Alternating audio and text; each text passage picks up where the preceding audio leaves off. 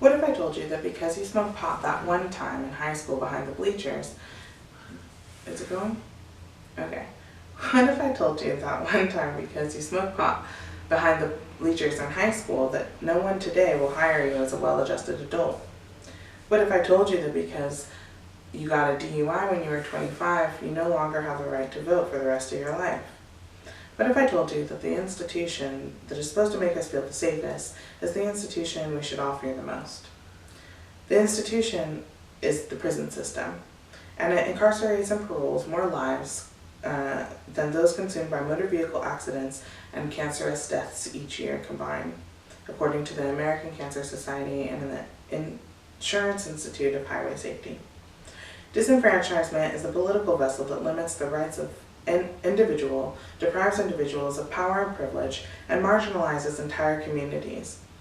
Not only is our prison disenfranchised population disproportionately affecting already marginalized communities, but the consequences of the prison industry going largely uninterrupted is that the U.S. justice system now controls over 11 million people through incarceration, probation, or parole each year. According to the U.S. Bureau of Justice Statistics, that is about 1 in 10 adults in the U.S. When we take a closer look at why these adults have been incarcerated, you will find reason to fear it too. As a social justice advocate, I have seen lives torn apart by the prison system. It relies largely on intimidation and abuse to keep inmates in line, a population of varying offenders ordered to live out their sentences together, can cause an array of social problems that lead to violence. But for the vast majority who survive the experience, instead of returning to society rehabilitated and empowered, our prison policies create more obstacles than is humanly possible to overcome, and slap a damning label on the millions of people incarcerated: criminal. In my advocacy group, I have painstakingly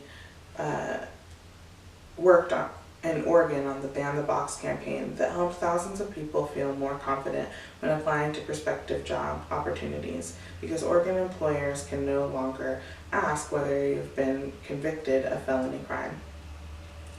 The increase in the prison population has led to the criminalization and disenfranchisement of nearly 1% of the nation's population and has been a destructive force in the lives of millions of Americans.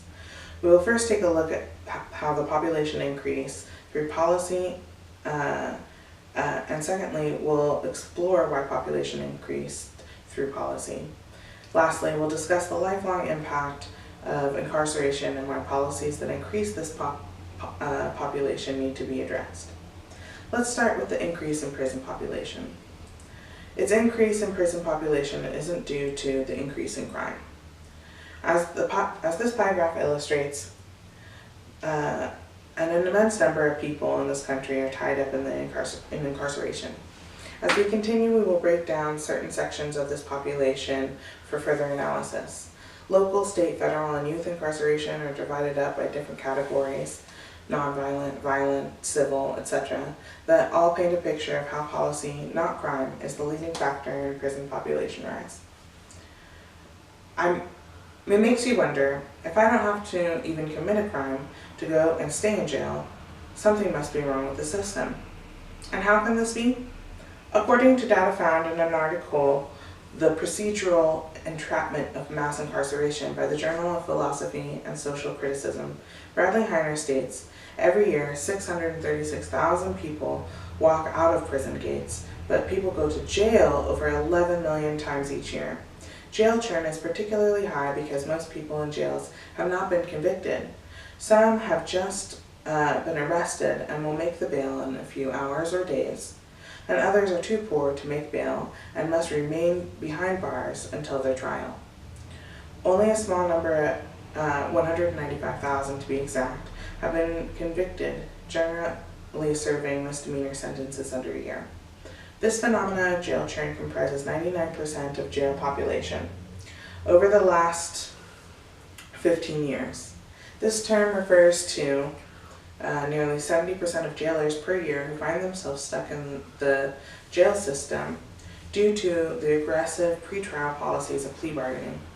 Although they may never see a trial, They can spend years in jail for lack of bail funds or for other plea tactics. Crime does not put people in jail, policies do. Now that we have discussed some of the reasons why the prison population has increased, let's explore some leading motives for these vast numbers. Prison labor is the new slave labor. Crime is profitable. Aside from the policies that invest in criminal punishment and perpetuate detainment and conviction sentences, prisoners are often put to work for incredibly low wages, like into slavery. Angela Davis, one of the most forward-thinking activists and scholars in the prison abolition movement, states that prisons therefore function ideologically as an abstract site into which undesirables are disposed, relieving us of the responsibility of thinking about the real issues afflicting those communities from which prisoners are drawn in such disproportionate numbers. This is the ideological work that the prisons perform. It relieves us of the responsibility of seriously engaging with the problems of our society, especially those produced by racism and increasingly global capitalism. The prison has become a black hole into which the detritus of contemporary capitalism is deposited. Mass imprisonment generates profits as it devours social wealth, and thus it tends to reproduce the very conditions that lead people to prisons in the first place. As this bar graph shows, the daily and annual jail populations,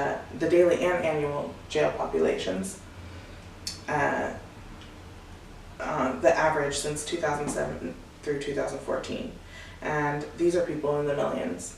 Imagine how many people in prison, both federal and state, in addition to the nearly 12 million people in the jail system, supplement a booming and lucrative increase in the incarceration industry. Prison policies invest in the perpetual swinging door of incarceration and probation as an alternative to continued care and investment in rehabilitation. Keeping marginalized communities in this cycle ensures that the system will maintain control over these communities and profit from their criminal behavior. As I mentioned before, there are several consequences to having endured a prison sentence long after it has been served, like having to check a box when applying for a job, housing, or supplemental benefits. According to the U.S. Bureau of Justice statistics, there are another 820,000 people on parole, a type of conditional release from prison, and a staggering 3.8 million people on probation, what is typically an alternative sentence. This pie graph shows us that these numbers comprise nearly 2/3 of those under correctional control due to half of correctional control being imposed through the probation and parole system. Prison sentences last a lifetime. Finally, we have seen the bigger picture of correctional control in the U.S. Its reach is far more widespread than the prison industry. We can admit now that the increasing population of prison and jail at the local, state, and federal level have contributed to the support and punishment, not crime, and oftentimes at the expense of those who are not convicted but who can simply not afford the resources necessary to obtain their freedom. We have seen the increase perpetuates the economic and political stronghold that investing in prisons has in the community, and that this form of control disproportionately affects our most marginalized communities. Lastly, we know that incarceration is only a small piece of the pie, that after prison can be just as oppressive as life behind bars. Until we take action to address the policies that are ruining lives, families, and communities, the policies that kick people when they're down and do not echo the American dream sentiments of second chances and learning from your mistakes, you can find yourself tied up in the industry of mass incarceration for which its impact will change your life forever.